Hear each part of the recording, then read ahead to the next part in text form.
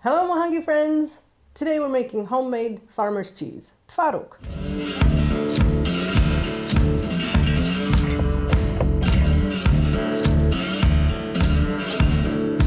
Welcome back friends! This is Polish Kitchen and my name is Anna, and today I'm going to teach you how to prepare a real Polish Twaróg, farmer's cheese. So farmer's cheese, it kind of exists in many different nationalities or different cuisines, and there just varies a little bit by how it's made. So in Polish cuisine, farmer's cheese is prepared by fermenting milk and then heating it up to temperature, and then it curdles and it turns into cottage cheese or farmer's cheese, whichever you want to use.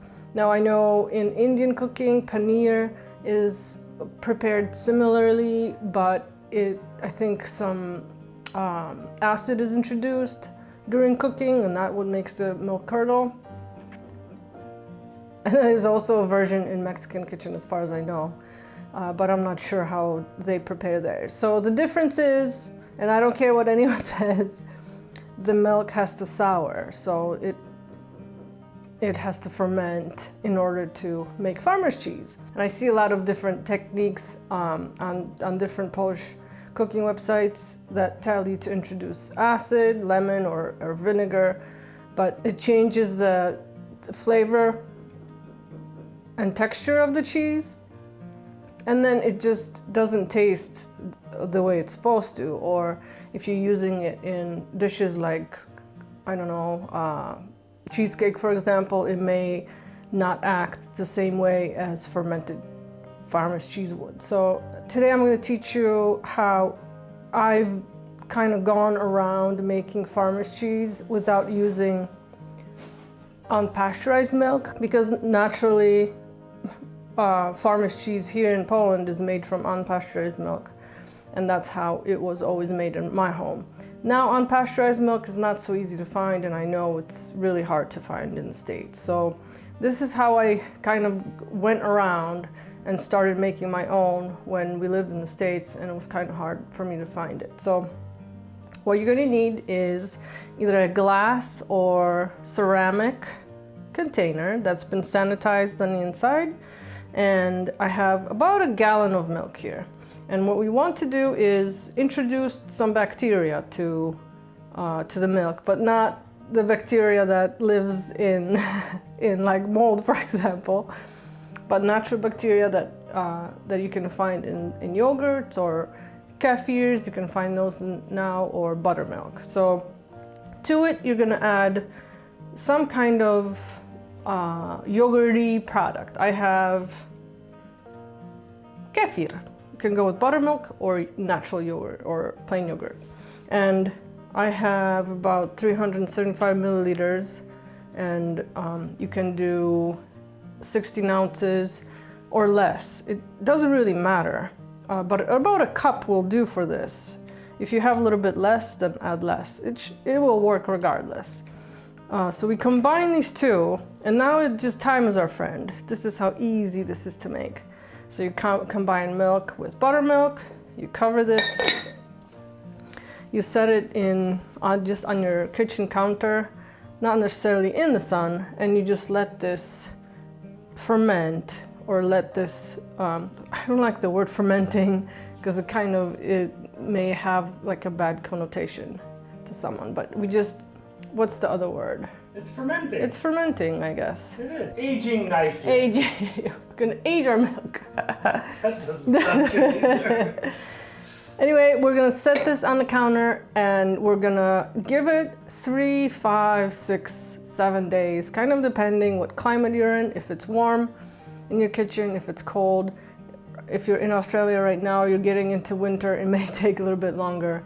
If you're in Hawaii, this may only take 3, 4 days. But what we're looking for is, when you get plain yogurt and you first cut into it, or maybe not even plain yogurt, I guess plain yogurt, and it kind of makes a separation like an iceberg would, so you can see a definition between two pieces. That's when we know it's ready. So we're gonna let this sit for a few days, and then when we come back, we're gonna finish our farmer's cheese. Our buttermilk and milk mixture has been sitting on my counter for several days now. It probably went a little bit longer than needed, but I want you to notice the texture of this of this milk. See how kind of jiggly it is, and it separates like this, and it's not slimy, which if it was, that's your first sign that your milk has gone bad, even though we want it to go bad. But we want it to go bad in a certain way. So, and speaking of way, Oh, you can tell how the whey is kind of separating from the milk from the fat of the milk. And our next step will be to heat this up and separate the milk curds from the whey. So we want to do it really slowly, and it's going to take about an hour. You have a question? well, yes. What does it smell like? Okay, so it smells like sour cream, or it smells like more like buttermilk, I guess. But not bad. Not bad. It has not turned. So if it smells bad, something's wrong. If it smells bad, or if it's slimy. I've done it before where either my container wasn't clean enough, or some bad bacteria got into it that it just made the milk spoil in the wrong way. I don't know how else to say this. It doesn't ferment, it rots. It rots. There you go. So we want it to kind of have this jiggly consistency similar to kind of Greek yogurt or plain yogurt, but it's not slimy. So if you put your utensils in there, it doesn't kind of pull like slime would. So it's nice and bouncy. So we want to bring this to temperature, or we want to heat this up, but this is a process that's going to take about an hour, and we don't want to boil it or bring it even to that high of temperature. So we're going for about 100 degrees Fahrenheit, about 40 degrees Celsius. And I don't have my gas stove here, as you may have noticed, because I want it to heat up slower. And if I put it on gas, the pot would heat up really quickly, and I don't want it to coming up that fast. So if you only have a gas stove, put it on the smallest burner, turn it on for a few minutes, and feel your pot. If you feel it warming up on the outside, turn your stove completely off. Give it a nice stir, or maybe don't even turn it off at first, but just give it a nice stir.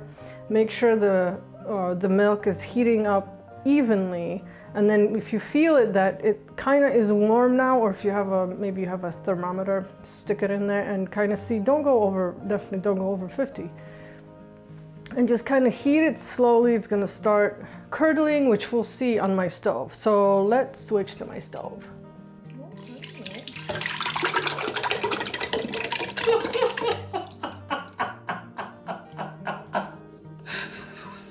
That's why I wear an apron.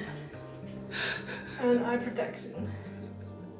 Okay, it's been just a few minutes of my milk heating on the stove, and you can see it's slowly separating whey from the curds. So what we want to do is kind of give this a stir every few minutes, and you will see how nicely it separates. If you don't have a thermometer like me, just stick your finger in there and see. It's got to be about body temperature, right? So keep heating it on super low and watch those curds form, and give it a stir every few minutes and keep it going. Can you see how it's separating from the whey? It's created a bunch of little curdles, and they will sit in here until they cool completely, and then we're going to strain it. How long did it cook? So we cooked it for about an hour. And it's still, I want people to see, you can touch the sides. Yes, it's warm, but mine probably got a little bit too warm. So you have to be really careful. You can turn it on for a little while, then turn it off. We don't want this heating a whole bunch, but it worked too. Next step in our twaróg making is separating the whey from the curds. And to show you the whey, Mark is with the camera. As you can see, small curds formed in our twaróg, and now we need to strain it. So I'm using a regular cloth diaper. You don't need to have fancy cheese making equipment. This is what all the grandmas are using in Poland. So this has been tested and it works. So why go fancy? But if you want to use cheesecloth, you can. Yeah, you can use cheesecloth if you want. If you have cheesecloth. Don't use Pampers. Yes, unused. So I'm just pouring it. My mixture has cooled for several hours. It's completely cold now, and I'm just slowly pouring it over here. And we're gonna save the whey, and I hear people drink it sometimes, or it's supposed to be really good for you. Yeah? Now move the bowl that way more. And this will drip and drip for probably for a few hours. But I don't want to push it too much. I want it to gently kind of the whey kind of gently go through the cloth. But the slower you cook your mixture, and the less pressure you put on this cheese when you're draining it, the softer it's going to be, the more delicate. If you put a lot of weight on it to drain, it's going to become a little bit more drier. So kind of decide what you want to do, or try it a couple different times, and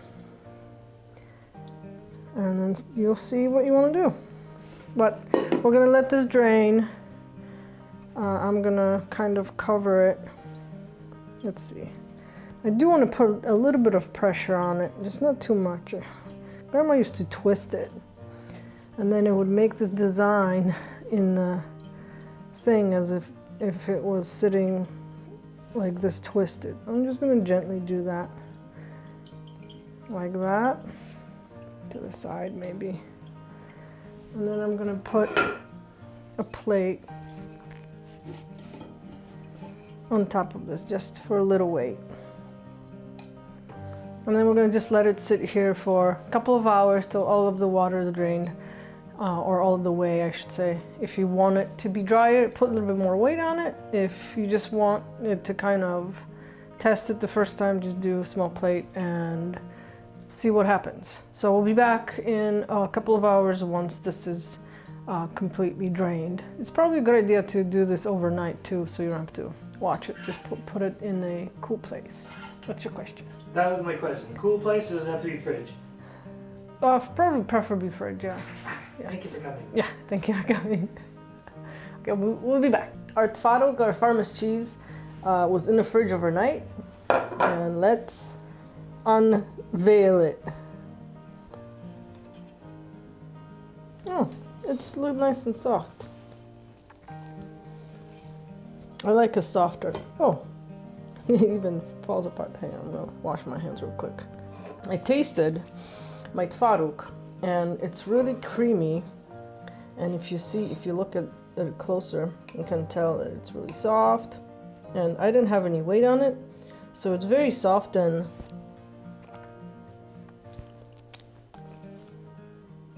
creamy, and nice and tangy. Just how kind of it carries the flavor of buttermilk. If you like yours a little bit harder, that you can cut for sandwiches, for example, you'd have to put a little bit more weight on it. But I like the texture. You can use this to make your cheesecake. You can use it to mix with a little bit of dill and put it on your breakfast sandwich with some herbs, some more herbs if you'd like. But it's delicious. I hope you make this at home. Recipe for this at polishyourkitchen.com. I also have a recipe for Twaróg, the breakfast version of it. And come and visit us again. Check out Facebook page, check out Instagram, follow, like, and subscribe, and we'll see you next time. Smacznego!